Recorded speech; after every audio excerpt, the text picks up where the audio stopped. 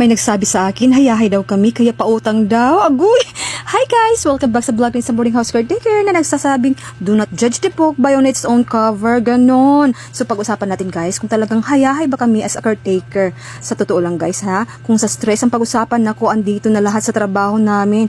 Nakikita nyo sa mga video ko, lagi ang singilan serye or bayad serye. Hindi lahat smooth ang transaction guys. May time na sinusungitan din ako ng mga borders ko.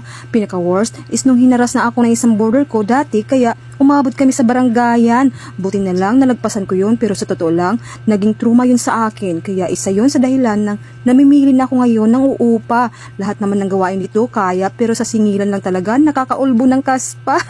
So guys, walang hayahay hanggat tayo ay nabubuhay. Magsipag lang po tayo at mamumuhay ng marangal. Huwag pairalan ang yabang at luho para di mabaon sa utang. Kung ano man ang meron kami ngayon ay sakto lang sa pang-araw-araw na pangangailangan namin. Sadyang marunong lang kaming tumawa sa buhay. Kaya akala mo, ng iba ay hayahay kami. O hanggang dito na lang. Okay, bye!